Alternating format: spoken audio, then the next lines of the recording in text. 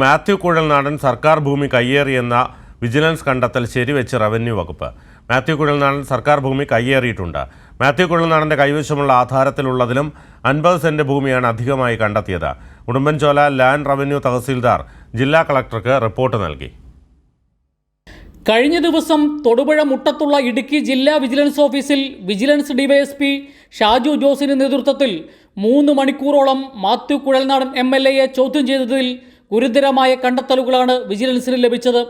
പ്രധാനപ്പെട്ട കാര്യം ഈ ഭൂമി തന്നെ കൈമാറ്റം ചെയ്യപ്പെടാൻ പാടില്ലാത്ത മിച്ചഭൂമി കേസിൽ ഉൾപ്പെട്ടതായിരുന്നു എന്നതാണ്. ഇത് അറിഞ്ഞിട്ടാണോ ഇടപാട് നടത്തിയത് എന്ന ചോദ്യത്തിന് അതറിഞ്ഞില്ലായിരുന്നുവെന്നും ലഭ്യമായ രേഖകൾ പരിശോധിച്ചിട്ടാണ് ഇടപാട് നടത്തിയതും എന്നായിരുന്നു മാത്യു കുഴൽനാടൻ്റെ മറുപടി. പിന്നീട് വിജിലൻസ് കണ്ടെത്തിയത് മാത്യു കുഴൽനാടൻ്റെ ആധാരപ്രകാരം ഉള്ളതിലും കൂടുതൽ ഭൂമി അദ്ദേഹത്തിൻ്റെ കൈവശമുണ്ട് എന്നുള്ളതായിരുന്നു. 50 സെന്റ് ഭൂമി പട്ടയത്തിൽ ഉള്ളതിൽ കൂടുതൽ കൈവശമുണ്ട് എന്ന് വിജിലൻസ് കണ്ടെത്തിയിരുന്നു.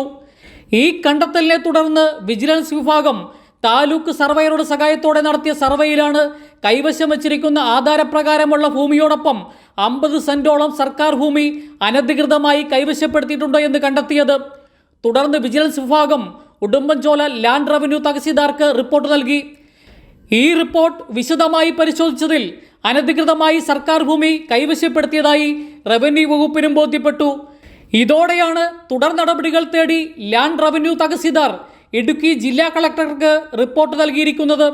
കളക്ടറുടെ നിർദ്ദേശപ്രകാരമാകും തുടർ നടപടികൾ ഉണ്ടാവുക. നിലവിൽ മൂന്നാർ മിഷനുമായി ബന്ധപ്പെട്ട് അനധികൃത കയ്യേറ്റങ്ങൾക്കെതിരെ ശക്തമായ നടപടിയുമായി മുന്നോട്ട് പോകുന്ന സാഹചര്യത്തിൽ മാത്യു കുഴൽനാടൻ MLA കൈവശപ്പെടുത്തി എന്ന് കണ്ടെത്തിയിരിക്കുന്ന ഭൂമിയും തിരിച്ചെടുക്കുന്നതിനുള്ള നടപടിയിലേക്ക് റവന്യൂ വകുപ്പ് കടക്കാനാണ് സാധ്യത. കൈരളി ന്യൂസ്, ഇടുക്കി.